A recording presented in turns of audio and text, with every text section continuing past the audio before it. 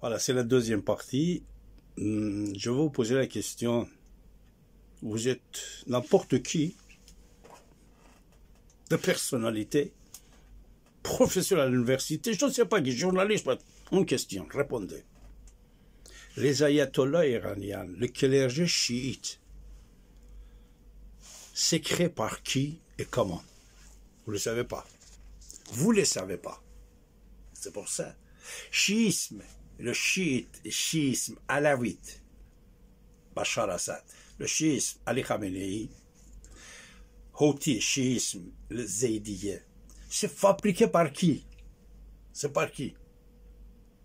Surtout le chiite iranien, il est fabriqué par qui? Parce qu'ils ne sont pas musulmans, le chiisme, ce n'est pas l'islam. L'islam, c'est l'Arabie Saoudite, c'est Rajab Tayyip Erdogan. Mais c'est une autre sorte de l'islam.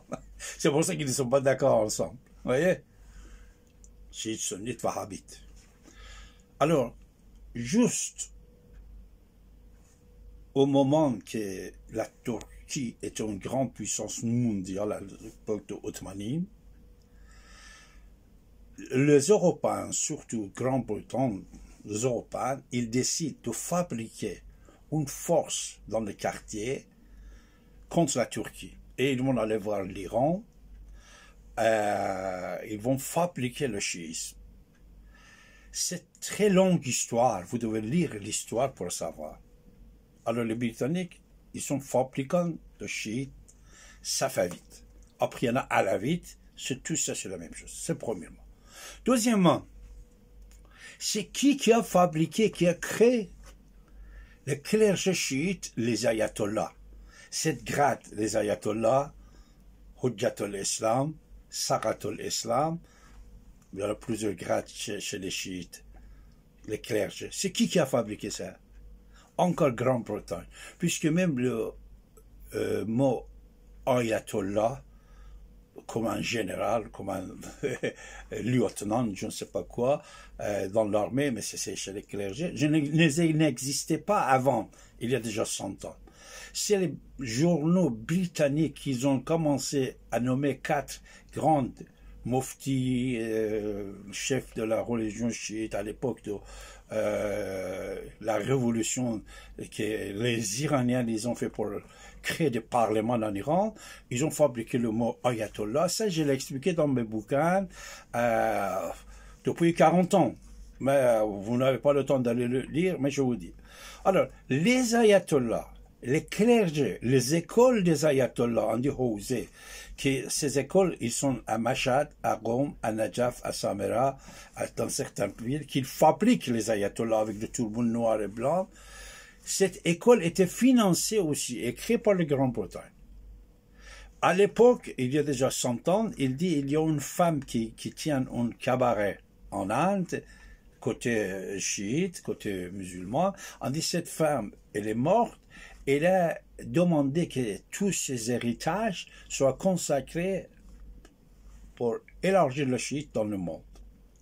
Ça, c'est un mensonge. C'est le finance cachée pour fabriquer les écoles des ayatollahs en Irak, en Iran. Ils ont fabriqué et ils ont laissé pousser, commencer, etc., etc. Alors, il y a Atatürk en Turquie et Reza Shah, le père de Shah d'Iran, en Iran, qu'ils vont venir à l'époque, ils vont écraser cette clergé chiite ou sunnite, parce que c'est de la Turquie, ils sont un peu différents avec les autres sunnites.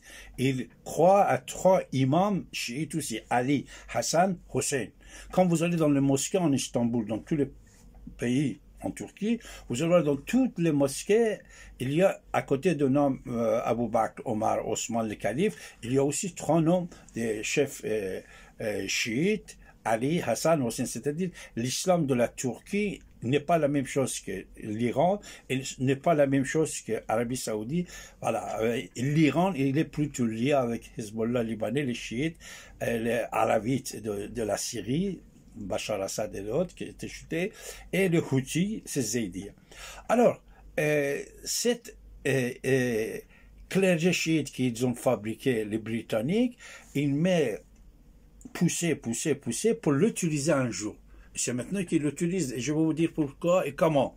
C'est-à-dire, n'importe quel ayatollah que vous voyez, c'est fabriqué par la Grande-Bretagne. Et pour la plupart de ces gens-là, même d'origine, de nationalité, c'est pas des histoires, c'est la vérité.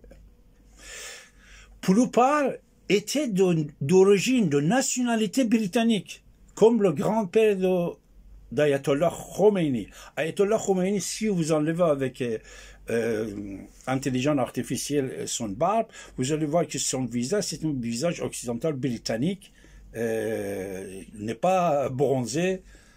Et premier fondateur de chiites, il y a déjà 300 ans en Iran, il s'appelait Majlesi. Majlesi également était un Britannique qui apprend la langue persane, etc., etc., après lui, une fabrique ça. C'est-à-dire, ça aussi, vous devez savoir que pour la plupart des ayatollahs, même leur nationalité, c'est iranien. Actuellement, nous avons des ayatollahs, même français. Il y en a quelqu'un que je le connais, c'est un ami, je ne vais pas citer son nom, il est à Mashhad. Il est devenu ayatollah même. Oui, même j'ai rencontré ces gens-là à Beyrouth, à Damas, à l'époque,